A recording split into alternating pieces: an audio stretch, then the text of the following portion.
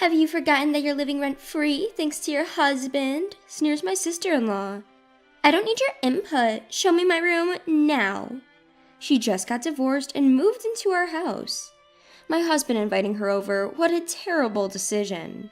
I'm going to make this self-centered duo pay for this. My name is Sophia. I've been living with my husband since we got married. My husband Sam is an engineer, and since he can work from home, we moved to a small town near my childhood home after we got married. Life in the countryside has its inconveniences, but the people are kind, and the environment is nice and comfortable. Sam, who grew up in a big city, seemed to adapt to country life. The people here are all so nice. It's really heartwarming. I was pleased to hear Sam say that. Sam commutes to the head office in New York City once every month. While there, he also visits his family in the city and updates them on our life. My parents are big landlords in this town. My parents, my brother, and his wife live in our family home. My brother and sister-in-law are helpful country folks. They would often bring food and help us out. Sam and I don't have children yet, but seeing my brother's family makes us want to have our own soon. But it seems like we'll have to wait a little longer for that. Sam and I had a peaceful life, but there were things we disagreed on. One of them was about having children. I'm not quite ready yet. Sam said that, but I wanted to have a baby as soon as possible. We began to feel some distance growing between us. We got married later in life. Sam might be fine with waiting, but me being a woman, time's ticking on my biological clock. Sam, I want to have a baby soon. But Sam would just say, work is busy now. We can wait a bit more. But when is a bit more exactly? I confronted Sam with a slightly strong tone, but his response remained vague. I'll bring it up when I'm ready, so you keep quiet. Perhaps due to stress from work, his attitude towards me has grown cold. Fine, that's all I could say. Consequently, our marital relations dwindled and a year went by. Then one day, Sam suddenly said, my sister's getting divorced. I recalled that his sister had been married for around 2 years and lived in New York. But for him to bring up his sister's divorce so casually, I wondered why. That's why she'll be moving into our house. I couldn't quite understand what Sam was saying at first. Wait, what do you mean? With a baffled look, Sam clarified, my sister's getting divorced, so she's moving into our house. She'll be moving in next week, so be ready. Apparently, things had already been decided without my input. Don't just make decisions on your own. Despite my protest, Sam remained undeterred. What? She's my sister. She's practically your family too. I thought you'd be more accepting. You're much more cold-hearted than I thought. Sam started berating me. What's with that attitude? I'm just saying it's wrong to decide things on your own. I desperately resisted, but Sam gave me a scornful look. At the beginning of our marriage, Sam was not such an arrogant person. I guess living leisurely in this countryside and being adored by everyone, he must have gotten carried away. I had noticed the change subtly, but I couldn't bring myself to confront him directly. But I never expected him to become so self-centered. I can't live with your sister. Please ask her to reconsider this. I firmly stood my ground and headed to my room, but Sam snapped back. Don't you dare say you can't live with my sister. I won't accept that. He grabbed me by the arm and yelled. To be honest, I never liked his sister Emily. Emily was from a city. She was one of those stereotypical women with a condescending attitude. Her husband was a high-ranking executive at a major corporation, so I guess that made her quite arrogant too. Well, Sophia dear, it's been a while. How's life in the plain, rural countryside? We didn't see each other often, but whenever we did, she always looked down on me. And Emily was always boasting about her husband. My husband is an elite at a large corporation. You guys get to enjoy a slow-paced life in the country. How nice. I didn't want to be intimidated by her sarcasm. Yes, thanks to you, we're enjoying our fulfilling days. When I said that, Emily, who always had to one-up others, got riled up. Well, I saw it coming. You can get by with a low income in the countryside. Living in the city like us, it's impossible for you guys, right? Emily snapped. I wanted to snap back at her right then and there, but I suppressed my feelings and calmly responded. Well, I think we earn quite a lot, don't you think? But I agree the level of satisfaction of life in the countryside is far different from living in a city. Emily was momentarily at a loss for words, but she was quick to respond. Is that so? Enjoy your penny pinching life then. She really has some issues. I've never met anyone like her before. If I had to live with my sister-in-law, I wouldn't be able to take it. I had to prevent this no matter what. But since then, no matter how I tried to persuade Sam, he wouldn't listen. Just 2 days before his sister was due to move in, I got a call from her. I expected her to be rude as usual, but I had to answer. Hello? When I answered in a puzzled tone, Emily seemed annoyed. What's with that gloomy voice? It's rude, especially when I've taken the time to call you. Emily was angry, as I had expected. You've heard from Sam that I'm moving in, haven't you? You better take good care of me. After all, you've been lazing around all this time, so it should be easy for you, right? I'll be disappointed if you don't listen to me. Emily wouldn't stop rattling, and her attitude wasn't right, coming from someone who is about to be dependent on others. Emily, I heard you're getting a divorce and coming to stay here? I said with a hint of sarcasm, but Emily herself seemed unfazed. Huh? So what? People get divorced all the time, don't they? I got bored with my married life, so I thought I might as well experience a bit of country life. You have a problem with that? She responded without missing a beat with her aggressive stance. But I didn't give you permission to come to our house, you know. When I took a firm stance, Emily laughed on the other end of the phone. Huh? Why would you have a say? This is Sam's house, right? You're aware that Sam's the one paying rent, aren't you? I knew it. Emily still believes that our house is under Sam's name. I decided to put her and Sam, who knows nothing, in their places.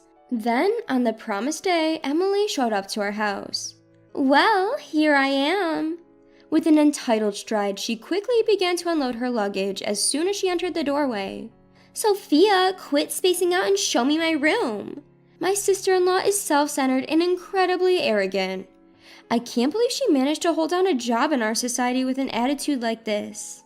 But frustratingly enough, Emily has a greater academic qualification than I do and was working in a major corporation.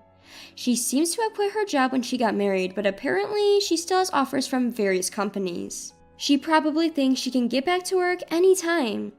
Sorry for the trouble, sis. Sophia, go show her the room already, Sam said. All right, don't rush. I know your bags are heavy, so you can go ahead to the living room. With that, I let Sam and Emily go to the living room first. When I told them I'd prepare some tea, Emily seemed to accept my welcome and followed me into the room. After serving them tea, I brought up our main subject. Emily, I know it's tough after a long trip, but you can't stay here. What are you talking about, Sophia? Emily wasn't taking it seriously. This house is Sam's, isn't it? He's the one paying rent, have you forgotten? When Emily said that, Sam also took a stand. That's right, you don't have any say in this, do you? This is my house, after all. Sam and Emily, brother and sister, seemed so confident with their statement, but I wondered how long that would last. You probably don't know this, but I inherited this house from my parents. Their expressions changed in an instant. However, Emily, my sister-in-law, was quick to retort. Sophia, darling, you don't have to lie just because you don't want to live with me. She apparently believed that I was lying. I'm not lying, I calmly replied. How can I believe that you inherited this house from your parents when I'm the one that's been paying rent? You'd think we would let such lies would fly by? Sam backed up Emily. They both started pressing up on me, but I was unfazed as I saw this coming. Could you two be quiet for a moment? I asked them to hold their tongues. Sam, you haven't been paying rent. What you've been paying me every month is just the cost of living. Sam seemed to be unable to grasp what I was saying. Huh? Why? That's not possible. The fact is, Sam was not paying rent, and I had kept it a secret from him. My parents had gifted us this house and the land it stands on, and the topic of rent never came up. Sam was just mistaken. Sam, it's true that I asked you $1,000 a month, but there's no rent included in that. Sam started to panic. Huh? We live in a remote countryside. Why would it cost so much? Just because we live in the countryside doesn't mean there aren't any expenses, you know. You probably never realized it. We've been able to live off just the amount only because we don't have to pay for rent. I sighed as I said that, and Sam got enraged. That's your fault for not saying so, but there's no reason for you to refuse to live with Emily. Sam stubbornly kept arguing. It's no use. I had no choice but to bring out the documents. Look at this. The owner of this house is me. Do you see it? You pretty much left all the paperwork for moving to me, didn't you? You didn't even bother to check whose name the house was signed under, and you just assumed on your own that the money you gave me each month included rent, didn't you? Upon hearing my assertive tone, Sam was left speechless. But how? The documents clearly listed my name. So it's about time you kick your sister out. However, Emily was quick to fight back. What on earth are you talking about? I don't care if you inherited this house from your parents or whatever. I'm your family too, you know. I've never met a woman as cold-hearted as you. While observing Emily's rattling with a cold gaze, I said, When did I ever consider you my family? Emily, you've always belittled me, calling me a hick or accusing me of being overly dependent on Sam. You never even expressed me a hint of gratitude for letting you stay here. Do you really think I would want someone like you in my house? I took out all my pent-up anger on her. Emily finally seemed to understand her place. Turning back to Sam, I reiterated. Sam, you understand that this house is mine, right? Upon hearing this, Sam trembled with rage. This isn't fair. You should have told us before Emily moved in. Why are you saying all this now? You two were making all sorts of decisions without consulting me, right? So I did just the same. Any problem with that? With this self-centered pair of siblings, I had to hit them hard with the reality. The one who seemed most flustered by this reveal was Emily. Sam, what are we going to do? I'll have nowhere to live at this rate. It appears that since her divorce, Emily had left her previous residence and no longer had a home to return to in New York. Why don't you just go to your parents' place? She doesn't even have to be at my house. That's what I thought, but it seemed they had their own circumstances. My parents are already set to move into a retirement home. It seemed they had sold off their family home completely, which is why she wanted to move into her brother's place, but I'm not letting that happen. That's not my headache, so please leave. If you still want Emily to stay here, Sam, you should leave too. What? He should have seen it coming. After all, this is my house. Even while Sam was hopelessly looking down, Emily continued to yell at him. It's your fault. If I get kicked out, I'll have nowhere to go because you didn't have things in order. I know, so shut up. Sam finally snapped at Emily, and the two started to argue fiercely. They were a truly bothersome pair. Can you two keep it down? You're disturbing the neighbors. When I urged them both to leave, Sam clung on. Sophia, I got it. I'll kick Emily out. Just let me stay here. What? Wait a minute, Sam. What are you talking about? Emily was taken aback. Ignoring Emily, Sam forcefully sent her away. Sam was now begging me on his knees while I looked down at him confidently. You think begging will make me forgive you? I'm really sorry. I am. I had no intention of forgiving Sam. My discontent with Sam wasn't just over Emily. You know, you've never really been here for me, have you? Sam averted his eyes. You're always too busy with work. You never even make time to talk things out with me. I can't keep up this marriage anymore. With that, I handed Sam the signed divorce papers. Wait, just give me a chance to think this over. Sam didn't want to lose this life, but I had no intention of showing him mercy.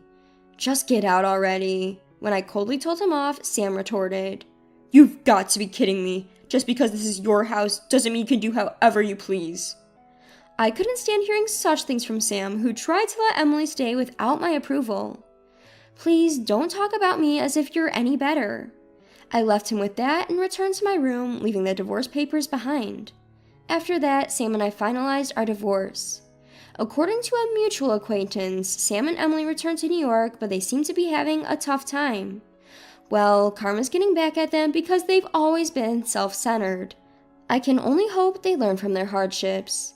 As for me, I'm here enjoying a fulfilling life in my rural home.